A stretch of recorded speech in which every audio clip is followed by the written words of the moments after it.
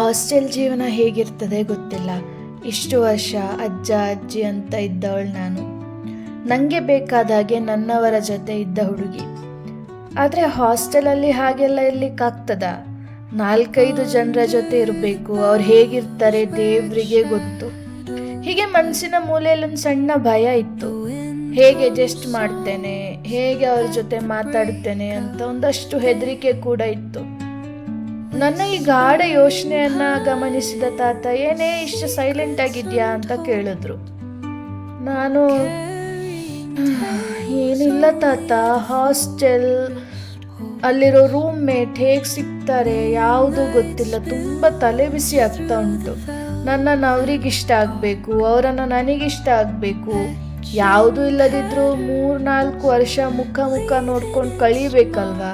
ಅದು ಹೇಗಿರ್ತದೆ ಅಂತ ಟೆನ್ಷನ್ ಆಗ್ತಾ ಉಂಟು. ಎಂತ ಮಾಡೋದು ದೇವರಿಗೇ ಗೊತ್ತು ಅಂತ ಟೆನ್ಷನಲ್ಲಿ ಹೇಳಿದೆ.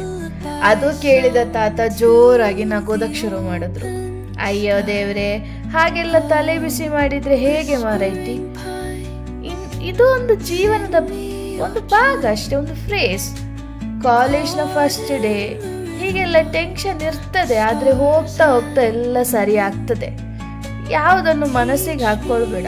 ಇದು ಸಹ ಎಲ್ಲದರ ಹಾಗೆ ಕಳೆದು ಹೋಗ್ತದೆ, ಮುಂದೆ ಹೋಗ್ತೀರಿ, ಅಲ್ಲೇ ನಿಲ್ಲುವುದಿಲ್ಲ. ಫಸ್ಟಿಗೆ ಒಮ್ಮೆ ಯಾರು ಎಂತ ಅಂತ ತಿಳಿಲಿಕ್ಕೆ ಸ್ವಲ್ಪ ಹೊತ್ತು ಬೇಕಾಗ್ತದೆ, ಅದೇನು ಮಾಡ್ಲಿಕ್ಕೆ ಆಗುದಿಲ್ಲ. ಹೋಗ್ತಾ ಅಭ್ಯಾಸ ಆಗ್ತದೆ. ಎಲ್ಲರೂ ಆಚೆ ಈಚೆ ಅಡ್ಜಸ್ಟ್ ಆಗ್ತೀರಿ, ಒಂಥರ ಫ್ಯಾಮಿಲಿ ಥರ ಆಗ್ತೀರಿ ಮತ್ತೆ ಅಂತ ತುಂಬ ಕೂಲಾಗಿ ಹೇಳಿದ್ರು ತಾತ.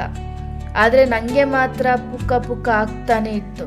ಹೊಟ್ಟೆಯಲ್ಲಿ ಅದೇನೋ ಒಂದು ನೋವು, ಏನೋ ಒಂಥರ ಫೀಲಿಂಗ್, ಅದನ್ನು ಎಕ್ಸ್ಪ್ಲೇನ್ ಮಾಡ್ಲಿಕ್ಕೆ ಆಗ್ತಿರ್ಲಿಲ್ಲ. ಕೈ ಕಾಲೆಲ್ಲ ಮರಗಟ್ಟಿದ ಹಾಗೆಲ್ಲ ಆಗ್ತಾ ಇತ್ತು. ಹೊಸ ಕಾಲೇಜಿಗೆ ಮನೆಯಿಂದ ಒಂದು 3-4 ಗಂಟೆ ಜರ್ನಿ ಇತ್ತು. ಬೆಳಗ್ಗೆ ಹೊರಟಿದ್ದರಿಂದ 10 ಗಂಟೆ ಆಗುವಾಗ ಕಾಲೇಜ್ ಗೇಟ್ ಎದುರು ನಿಂತಿದ್ವಿ.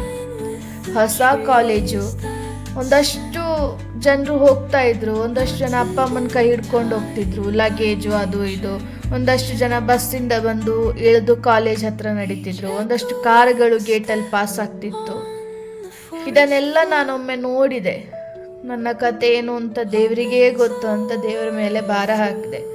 ನಮ್ಮ ಕಾರು ಕೂಡ ಬಿಲ್ಡಿಂಗ್ನ ಒಳಗೆ ಹೋಯಿತು.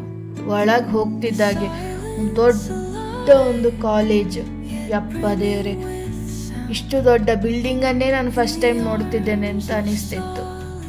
ನನ್ನ ಥರ ನಿಮಗೂ ಕಾಲೇಜು ಹಾಸ್ಟೆಲ್ ಅಂತ ಕೇಳಿ ಫಸ್ಟ್ ಡೇ ಭಯ ಆಗಿದೆಯಾ? ಮನೆಯವರನ್ನ ಬಿಟ್ಟು ದೂರ ಹೋಗಬೇಕಾದ್ರೆ ಬೇಜಾರಾಗಿದೆಯಾ? ಪ್ಲೀಸ್ ಕಮೆಂಟಲ್ಲಿ ತಿಳಿಸಿ.